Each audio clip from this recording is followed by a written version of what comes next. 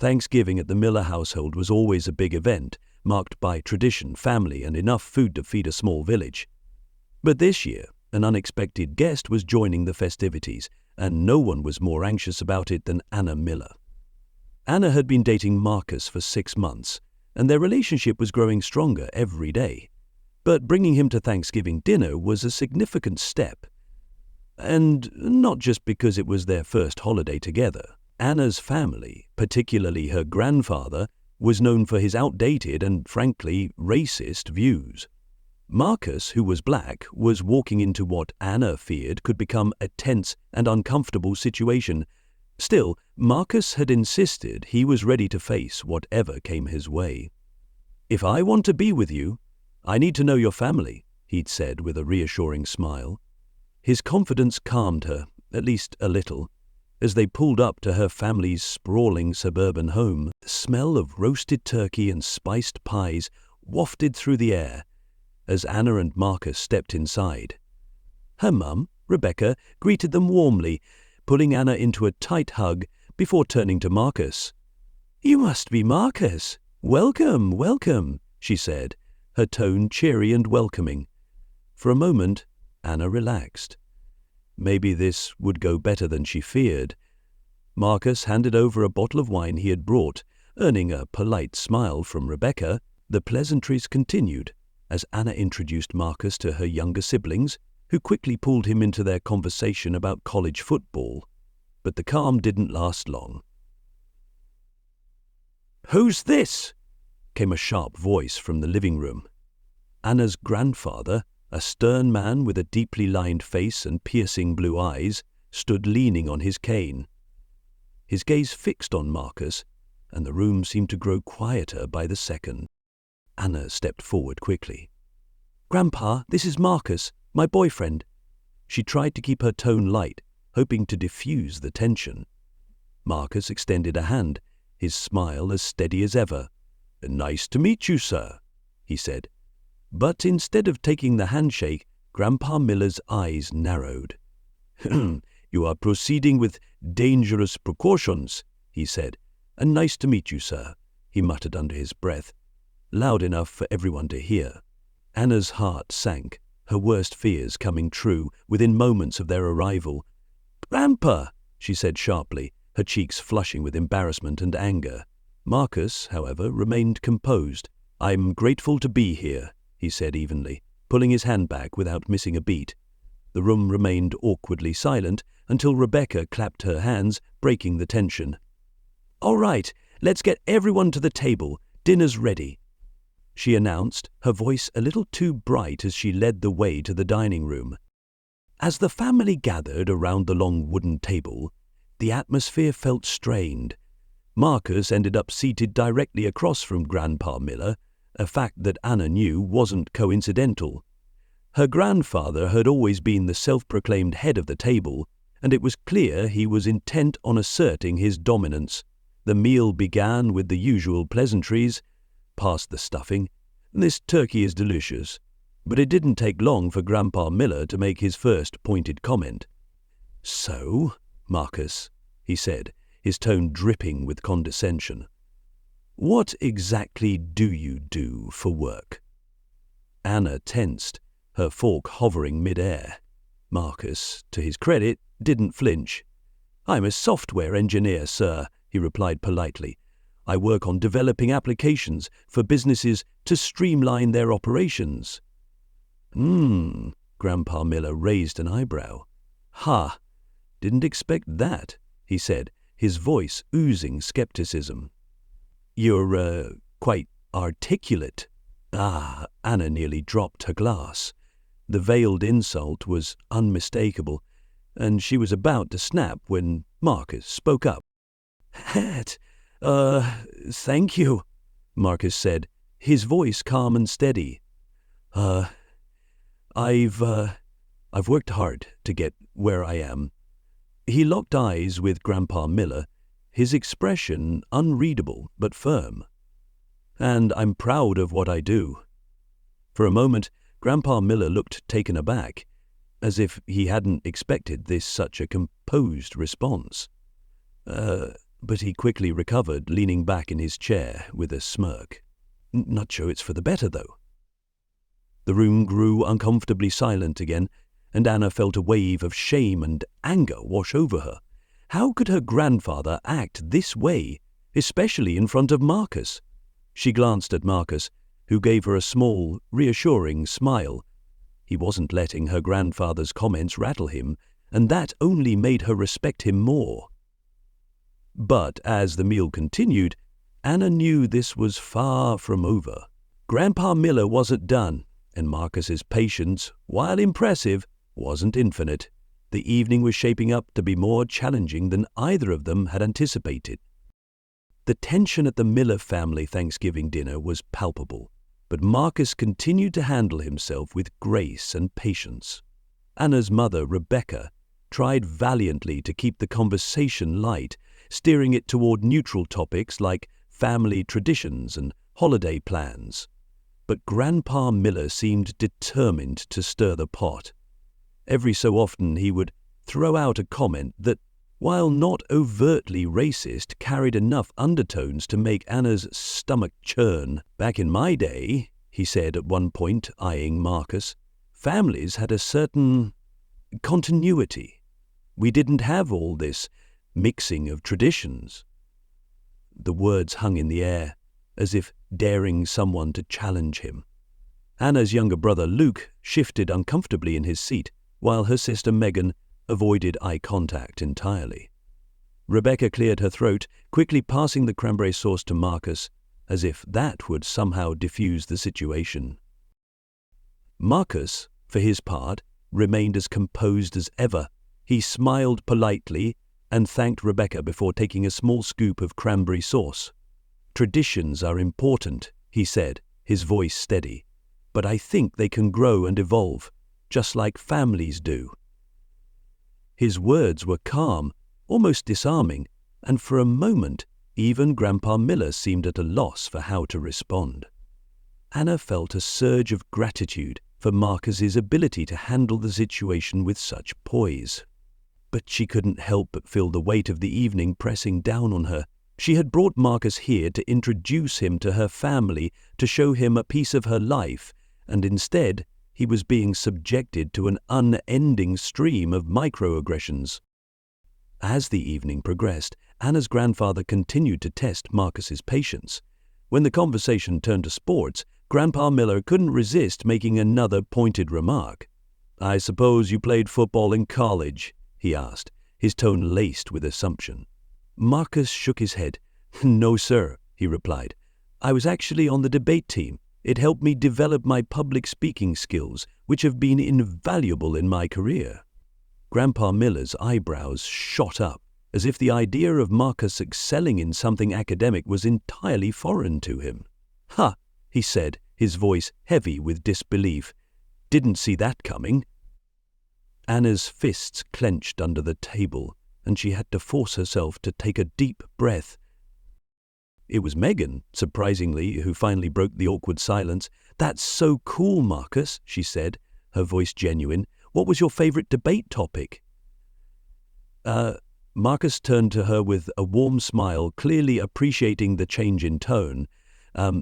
We debated a lot of issues, but I think the most interesting one was about ethical dilemmas in technology," he said. "It's a topic I'm still passionate about." Megan nodded enthusiastically, and for a brief moment the conversation felt almost normal. But Grandpa Miller wasn't one to let things rest. "Ethics, huh?" he said, his voice dripping with sarcasm. "Well, I hope you're teaching Anna's here a thing or two about that." The jab was subtle but pointed, and Anna's cheeks burned with humiliation. Marcus set down his fork and looked Grandpa Miller directly in the eye. "With all due respect, sir," he said, his tone firm but respectful, "Anna doesn't need anyone to teach her about ethics. She's one of the most principled people I've ever met." The room fell silent, and, for a moment, it seemed as though the air had been sucked out of the room. Grandpa Miller stared at Marcus, his expression unreadable, before letting out a gruff, "Humph," and turning his attention back to his plate. Anna reached under the table and squeezed Marcus's hand, her heart swelling with gratitude. As dessert was served, Anna began to relax, thinking the worst was finally behind them. But as everyone gathered in the living room afterward, Grandpa Miller made one last attempt to assert his dominance. He turned to Marcus, his voice loud enough to command everyone's attention. "So, Marcus," he said, leaning back in his armchair. The question was direct, almost combative, and the room grew deathly quiet. Anna's jaw dropped, and Rebecca shot her father a warning look, but Marcus, as always, remained composed. He straightened his posture and met Grandpa Miller's gaze without hesitation. "My intentions," he said, his voice calm and measured, "are to support Anna, to respect her, and to build a future with her if that's what she wants. She's an incredible woman, and I'm lucky to have her in my life." The room remained silent, the weight of Marcus's words hanging in the air. Even Grandpa Miller seemed momentarily taken aback, as if he hadn't expected such a sincere and confident response. Anna felt tears prick at the corners of her eyes. She had known Marcus was special, but seeing him stand up to her grandfather with such grace and integrity only reinforced her feelings for him. But just as she began to hope the evening might end on a positive note, Grandpa Miller leaned forward, his expression hardening. "Well," he said, his voice cold, "I guess we'll see how long that lasts." His words were like a slap in the face, and Anna's heart sank. She glanced at Marcus, worried about how he would react, but he simply smiled, his calm demeanor unwavering. As the evening came to a close, Marcus and Anna prepared to leave. Rebecca hugged Marcus warmly, whispering, "I'm so sorry about tonight," in his ear. Megan gave him a shy smile and said, "It was nice meeting you," while Luke gave him a firm handshake. Grandpa Miller, however, remained seated, barely acknowledging Marcus as he said goodbye. As they walked to the car, Anna felt a mix of emotions: anger at her grandfather, gratitude for her mother and siblings, and overwhelming admiration for Marcus. "I'm so sorry about everything," she said as they got into the car. Marcus turned to her with a small smile. "You don't need to apologize," he said. "Tonight wasn't about me. It was about your family and figuring out where we stand with them." Anna nodded, her heart heavy as they drove away, knowing that this Thanksgiving was one they would never forget. The drive back to Anna's apartment was quiet, both of them lost in their thoughts. The night had been emotionally draining, and while Marcus appeared calm, Anna knew him well enough to sense the turmoil beneath the surface. "You handled that so well," Anna finally said, her voice breaking the silence. Marcus glanced at her, his expression softening. "Thanks," he said, his tone thoughtful. "But I'm not going to lie, it wasn't easy." Anna reached over and squeezed his hand. "I'm so sorry you had to go through that," she said. "My grandfather can be difficult, but tonight was something else." "I didn't think he'd go that far." Marcus gave her hand a gentle squeeze in return. "It's not your fault, Anna. And honestly, I wasn't surprised. People like him tend to double down when they feel threatened." Anna frowned, the weight of Marcus's words sinking in. She had always known her grandfather had his biases, but seeing them so blatantly displayed had been a harsh reality check. "I don't know what to do," she admitted. "I want you to feel welcomed and accepted, but how can I ask you to deal with this?" Marcus was quiet for a moment, his gaze fixed on the road ahead. "I appreciate you thinking about that," he said, "but I'm not going to let one person's ignorance define our relationship. The question is, how much are you willing to fight for this?" His words hit Anna like a ton of bricks. She knew Marcus wasn't trying to pressure her, but the truth of his question was unavoidable. This wasn't just about tonight. It was about what their future might look like. By the time they reached Anna's apartment, the weight of the evening had settled heavily on both of them. Marcus helped carry the leftovers Rebecca had sent home with them, and Anna unlocked the door with a heavy sigh. "You must be exhausted," she said, setting the containers on the kitchen counter. Marcus leaned against the counter, watching her with a small smile. "A little," he admitted. "But I'm more concerned about you. You've been carrying this all night." Anna turned to face him, her emotions threatening to spill over. "I just hate that you were treated like that," she said, her voice trembling. "You didn't deserve any of it." Marcus crossed the room and pulled her into a comforting embrace. "Anna," he said gently, "you don't need to carry this guilt. None of this was your doing."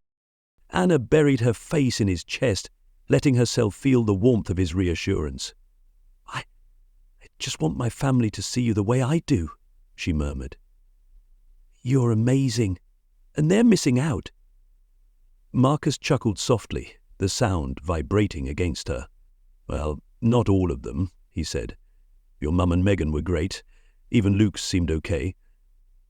Anna pulled back to look at him, her eyes searching his face. "Yeah, but Grandpa, he's always been stubborn, but tonight felt like a new level. It's like he was determined to push every button." Marcus nodded thoughtfully. People like him often act out of fear of change, fear of losing control. It doesn't excuse his behavior, but it helps to understand it." They spent the rest of the evening unwinding, trying to shake off the tension of the day. Marcus shared stories from his own childhood Thanksgivings, painting a picture of warmth and laughter that made Anna smile. "It wasn't always perfect," he said, "but my family made sure everyone felt welcome. That's what Thanksgiving is supposed to be about, right?" Anna nodded, her heart aching at the stark contrast between his experiences and what he had endured tonight. "I wish my family could be like that," she said softly. Marcus reached out and took her hand. "Families can change," he said. "It just takes time, and sometimes a little push." The next morning, Anna woke up to the smell of coffee and the sound of Marcus moving around the kitchen. She found him pouring 2 mugs, his expression thoughtful as he stared out the window. "Good morning," she said, her voice still heavy with sleep. Marcus turned and smiled at her. "Morning," he said, handing her a mug. They sat together at the small kitchen table, the morning light streaming through the window. "I've been thinking about last night," Marcus said after a while. "I don't want to make things harder for you, but I also don't want to avoid your family. If we're serious about this, we have to face it together." Anna nodded, her heart swelling with both gratitude and determination. "You're right," she said. "I don't want to hide from this either, but I also don't want you to feel like you have to fight this battle alone." Marcus smiled, his eyes full of warmth. "I never feel alone when I'm with you," he said. "But we'll need a plan if we're going to move forward." They spent the rest of the morning discussing how to handle future family gatherings, agreeing to set boundaries and stand united against any negativity. Anna felt a renewed sense of hope knowing that they were in this together. But she also knew that their journey was far from over. Thanksgiving had been a wake-up call, a reminder that love alone wasn't enough to overcome prejudice. It would take patience, resilience, and unwavering commitment to build the future they wanted. As they prepared to face the challenges ahead, Anna felt a surge of gratitude for Marcus. His strength, kindness, and unwavering belief in their relationship gave her the courage to stand up to her family and fight for what truly mattered. Together, they would navigate the complexities of love and family, proving that, even in the face of ignorance and prejudice, love could prevail. The following weekend, Anna decided to call her mother. She had been replaying Thanksgiving night in her mind, questioning whether she had done enough to support Marcus in the moment. Her mother, Rebecca, answered after the second ring, her voice warm but slightly cautious. "Hi, Anna," she said. "How are you holding up?" Anna sighed, grateful for her mother's perceptiveness. "I've been better," she admitted. "Thanksgiving wasn't exactly what I hoped it would be." Rebecca's tone softened. "I know, honey. I've been meaning to talk to you about that. Marcus didn't deserve any of what happened." Anna felt a lump form in her throat. "He didn't," she agreed, "and I should have done more. I just felt—" Frozen, Rebecca was quiet for a moment, then said, It's not easy standing up to family, especially when it's someone like your grandfather. But you need to ask yourself, what kind of environment do you want to create for your relationship?" Anna felt the weight of her mother's words. "That's exactly what Marcus and I have been talking about," she said. "We want to set boundaries, but I don't even know where to start with Grandpa. He's so entrenched." Rebecca sighed. "Your grandfather is a product of his time, but that doesn't mean he's incapable of change. It just means it'll take a lot of patience and, sometimes, tough love." Anna hesitated before asking, "Do you think it's worth trying, or is it better to just keep our distance?" Rebecca's voice grew firm. "That's something only you and Marcus can decide. But I will say this. If you want a future where your family is part of your life, you have to at least try. It won't be easy, but it's better than wondering what if." The conversation left Anna feeling both comforted and unsettled. She knew her mother was right, but the thought of confronting her grandfather filled her with dread. Later that evening, she brought it up with Marcus as they sat on the couch, watching a movie. "I talked to my mum today," she began hesitantly. Marcus muted the TV and turned to her, his expression open and attentive. "What did she say?" he asked. Anna recounted their conversation, her words tumbling out in a rush. "She thinks we should try to talk to Grandpa to at least make an effort to bridge the gap, but I don't even know where to start. He's so stubborn, and I don't want to put you through more of his nonsense." Marcus listened carefully, then said, It's not nonsense if it means we're fighting for something important. If you think there's even a chance he could change, I'm willing to try." Anna felt a surge of admiration for Marcus's patience and strength. "You're amazing, you know that," she said, her voice full of emotion. Marcus smiled. "I don't know about amazing, but I do know that I love you, and I'm willing to do whatever it takes to make this work." "Okay," she said. "Let's do it. Let's talk to Grandpa." The opportunity came sooner than expected. The following weekend, Anna's grandfather James invited her over to his house for a casual Sunday dinner. Anna was surprised by the invitation, given the tension at Thanksgiving, but she saw it as a chance to address the elephant in the room. She asked Marcus if he was comfortable joining her, and he agreed without hesitation. "If we're going to do this, we might as well do it together," he said with a small smile. As they pulled up to James's modest suburban home, Anna felt her stomach twist with nerves. Marcus reached over and took her hand. "We've got this," he said, his voice steady and reassuring. Anna nodded, drawing strength from his calm demeanor. They walked up to the front door together, their hands clasped tightly, and Anna rang the bell. James answered almost immediately, his face breaking into a guarded smile when he saw them. "Anna Marcus," he said, stepping aside to let them in. "Come on in." The atmosphere inside was markedly different from Thanksgiving. There was no large gathering, no buzz of activity. It was just the three of them, and the air was thick with unspoken tension. James led them into the living room, where a simple meal was laid out on the coffee table. "I thought we could keep it low-key today," he said gruffly. Anna and Marcus exchanged a glance, both silently acknowledging the effort James was making, however small it might be. They sat down, and for the first few minutes the conversation was awkward and stilted. James asked about Anna's work, Marcus's hobbies, and other surface-level topics, carefully avoiding anything that might touch on the events of Thanksgiving. Finally, Anna decided to break the ice. "Grandpa," she said, her voice tentative but firm, "I want to talk about what happened at Thanksgiving." James stiffened, his expression closing off. "What about it?" he asked, his tone wary. Anna took a deep breath, glancing at Marcus for support before continuing.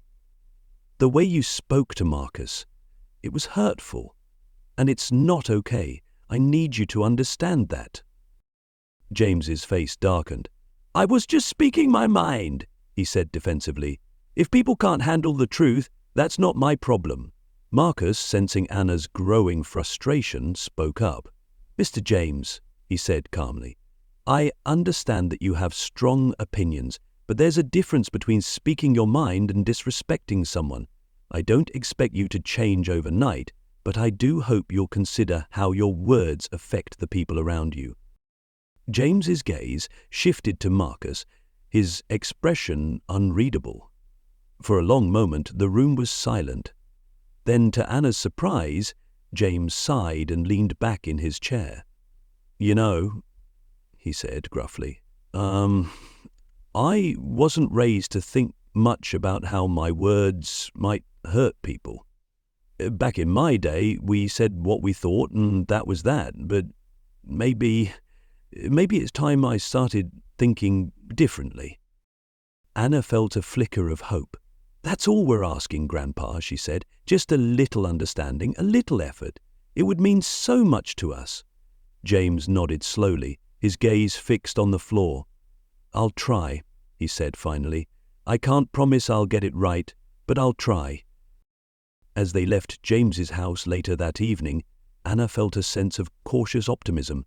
It wasn't a perfect resolution, but it was a start. Marcus squeezed her hand as they walked to the car. "You did great," he said. Anna smiled, her heart swelling with gratitude. "We did great," she corrected. And as they drove home, she felt a newfound sense of hope for the future. The days following their dinner at James's house were filled with reflection and cautious optimism. Anna and Marcus couldn't help but analyze every detail of the conversation, trying to determine if James's promise to try had been genuine. Anna, ever the optimist, believed that her grandfather had shown a glimpse of vulnerability that was worth nurturing. Marcus, on the other hand, was more reserved in his judgment. "It's a step in the right direction," he said, as they sipped coffee together one morning. "But actions speak louder than words. Let's see if he follows through." Anna nodded, understanding Marcus's hesitation. She had grown up with James and knew how deeply ingrained his beliefs were.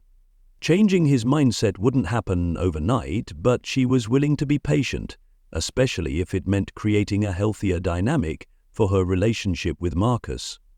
Over the next few weeks, they maintained contact with James, exchanging occasional texts and phone calls. Anna made a point to share stories about Marcus, his achievements at work, his hobbies, and even his small acts of kindness, hoping to humanize him in her grandfather's eyes. Slowly but surely, James began responding with more interest and less skepticism. One day, James surprised Anna with a call. "Anna," he began, his voice gruff but tinged with an unusual warmth, "I've been thinking about what you and Marcus said, about how my words affect people." Anna held her breath, unsure of where the conversation was headed. "I realized," James continued, "that maybe I've been too quick to judge.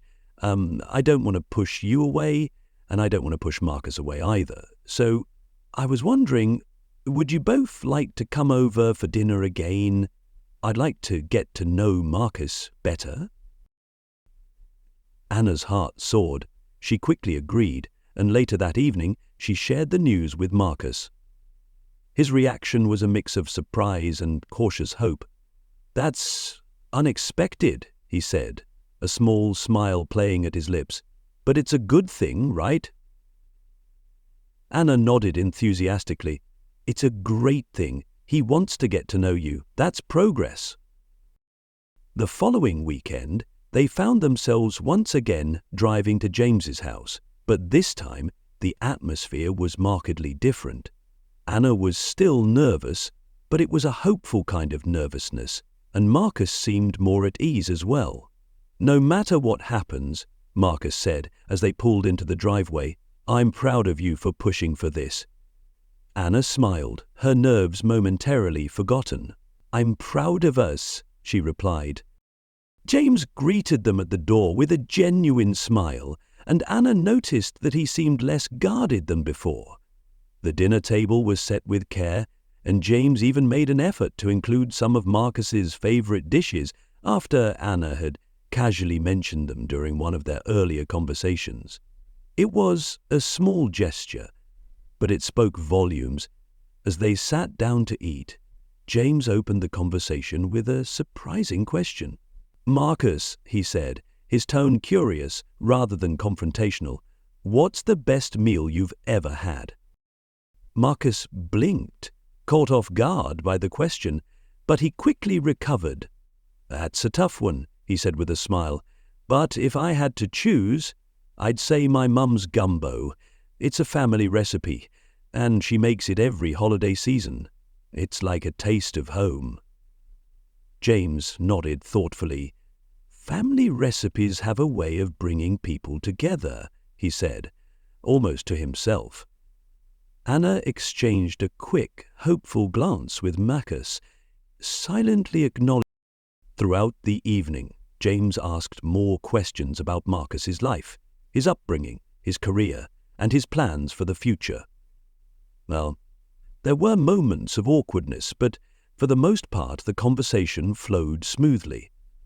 Marcus answered each question with patience and honesty, and Anna could see that her grandfather was beginning to see him as more than just an outsider. By the end of the night, the tension that had once filled the air was replaced by a tentative sense of connection. As they prepared to leave, James walked them to the door and hesitated for a moment before speaking.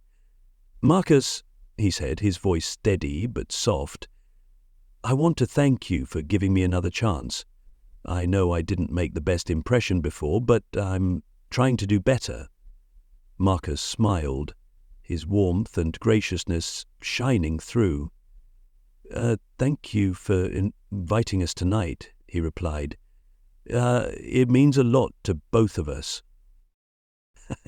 The drive home, Anna couldn't stop smiling. "Did you hear him?" she asked excitedly. "He thanked you. He's really trying, Marcus." Marcus chuckled, his own mood buoyed by the evening's events. "I heard," he said, "and I think he means it." For the first time, Anna felt that her family might truly accept Marcus, and the thought filled her with hope. It wasn't just about the two of them anymore, it was about building a bridge between their worlds, and proving that love and understanding could overcome even the deepest divides. In the weeks that followed, Anna and Marcus found themselves in uncharted territory with James. What had once been a tense and cautious relationship was now evolving into something that resembled genuine camaraderie. James had started calling Marcus occasionally, often under the guise of asking for advice about topics like home repairs or football games. But Anna knew the real reason. He was trying to build a connection. Marcus, for his part, met James's efforts with an open mind and a steady patience, determined to let the walls between them come down naturally. Then came Thanksgiving. For Anna, the holiday had always been a time of family traditions and togetherness, and while she was thrilled to be hosting it at her and Marcus's apartment this year, she knew it would be a test for James. This was the first Thanksgiving she'd be spending with Marcus and James in the same space, surrounded by extended family members, who might still harbor their own unspoken biases. "Do you think he's ready for this?" Anna asked Marcus one night as they finalized the menu. Marcus thought for a moment before answering. "I think he's ready to try," he said simply. "And that's enough for now." On Thanksgiving morning, the apartment was alive with the smells of roasted turkey, spiced yams, and Marcus's signature mac and cheese, which he insisted was a non-negotiable addition to the meal. As the clock ticked closer to noon, Anna busied herself with last-minute details while Marcus set up extra chairs around the table. Soon, the guests began to arrive. Anna's cousins, her aunts and uncles, and finally, James. He walked in with a pie in one hand and a tentative smile on his face.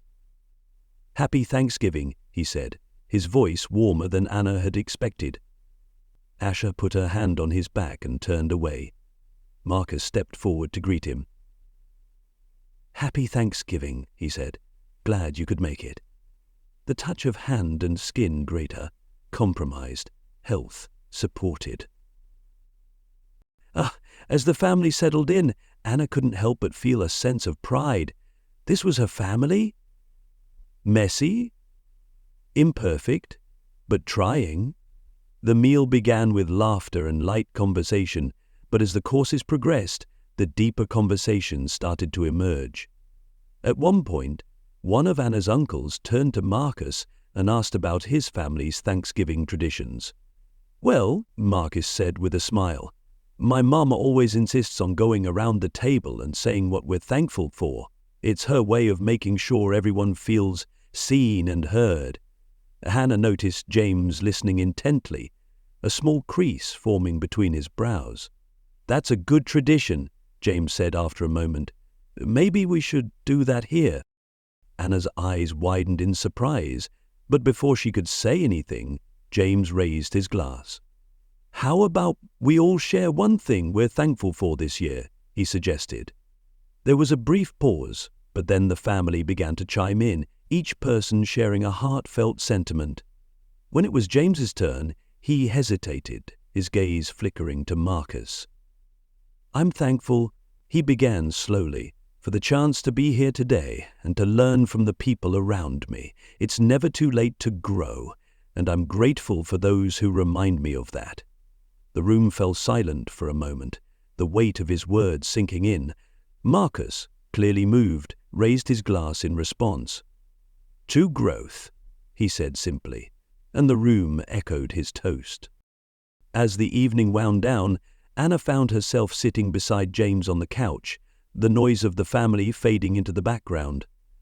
"You surprised me today," she said softly, her tone a mix of gratitude and curiosity. James looked at her, his expression thoughtful. "I surprised myself," he admitted. "Marcus is a good man, Anna. I see that now. It took me longer than it should have. The important thing is that you see it now," she said. James nodded, a small smile tugging at the corners of his mouth.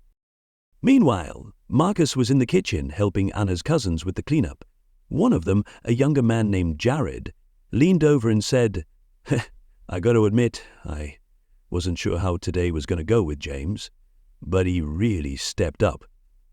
"Hmm?" Marcus smiled, his movements unhurried as he dried a dish.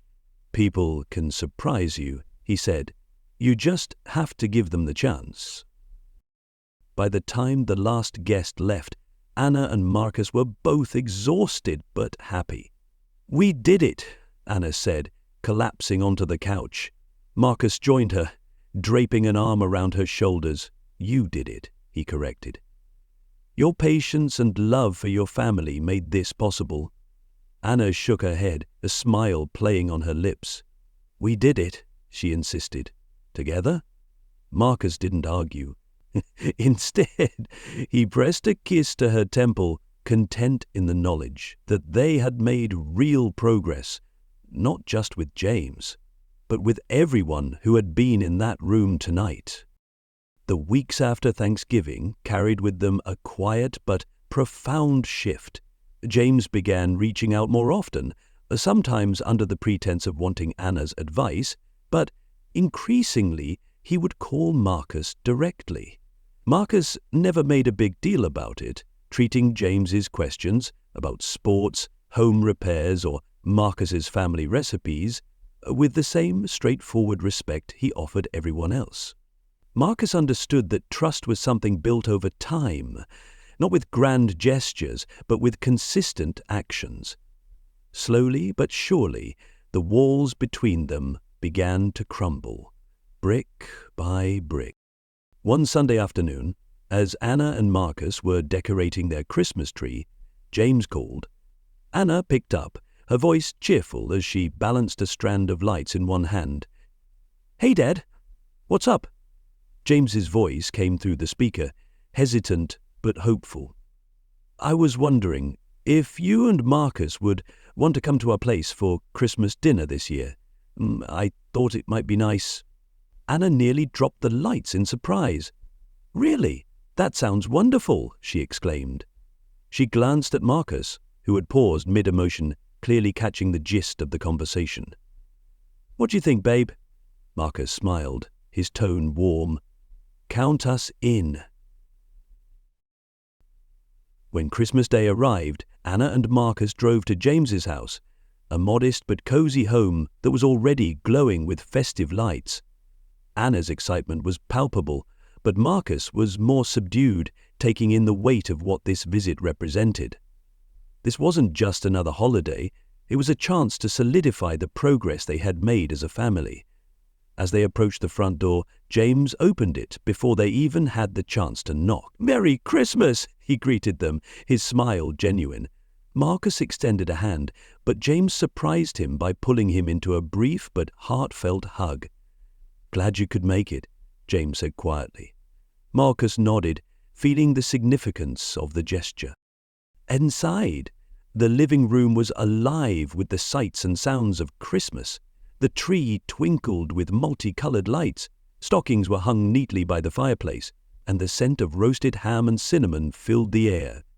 Anna's cousins, aunts, and uncles were already mingling, and there was an unmistakable warmth to the atmosphere, and for the first time in years, it felt like the entire family was truly present, not just physically, but emotionally. Marcus, ever the conversationalist, found himself drawn into discussions about sports, grilling techniques, and even a lively debate about the best Christmas movies. His natural charm and authenticity quickly won over even the most skeptical family members, and Anna couldn't help but feel a swell of pride as she watched him seamlessly integrate into her world. Dinner was a feast fit for the occasion, with every dish cooked to perfection. As plates were passed and glasses filled, it was James who suggested they go around the table and share what they were grateful for, a tradition Marcus had mentioned during Thanksgiving. When it was Marcus's turn, he took a moment to look around the table before speaking. "I'm grateful for the chance to be here with all of you," he began, his voice steady but full of emotion. "Family isn't always perfect, and it's not always easy, but it's worth fighting for. Thank you for welcoming me and making me feel like I belong." The room was silent for a moment, the weight of his words sinking in, and then James spoke up. "And I'm grateful," he said, his voice slightly unsteady, "for second chances, and for the people who are patient enough to give them." After dinner, as the family gathered around the fireplace for coffee and dessert, James pulled Marcus aside. They stood by the window, the glow of the Christmas lights reflecting softly on their faces. "I owe you an apology," James said, his tone sincere. "When Anna first introduced us, I judged you unfairly. I let my own ignorance and fear cloud my judgment, and for that, I'm sorry." Marcus met his gaze, his own expression a mix of understanding and gratitude. "Thank you, James," he said simply. "That means a lot to me. But what matters most is how we move forward." James nodded, a small smile tugging at the corners of his mouth. "I couldn't agree more." By the time the evening wound down, Anna and Marcus were both overwhelmed by the love and unity they had experienced. As they prepared to leave, James walked them to the door, giving both of them a warm embrace. "Drive safe," he said, his voice tinged with emotion. "And thank you for coming. It really meant a lot to me and to the family." As they drove home, Anna reached over and squeezed Marcus's hand. "I'm so proud of you," she said softly. Marcus glanced at her, his smile lighting up the dim car interior. "I think we can be proud of all of us," he replied. "We've come a long way." In the weeks that followed, the bonds forged over those 2 holidays continued to grow. Marcus and James began talking regularly, and James even invited Marcus to join him for a fishing trip, a first for both of them. Anna's extended family, once wary and distant, now treated Marcus as one of their own, inviting him to barbecues, birthdays, and every gathering in between. The transformation wasn't just in their relationships, but in the way the entire family approached each other, with more openness, respect, and a willingness to listen. For Anna, it was a dream come true to see her family embrace the man she loved. For Marcus, it was a testament to the power of patience, understanding, and the courage to believe in change. And for James, it was the start of a new chapter, one where he could finally look at himself in the mirror and feel proud of the man he was becoming. Together, they had turned a story of division into one of unity, proving that no matter how deep the divides, love and understanding could always bridge the gap.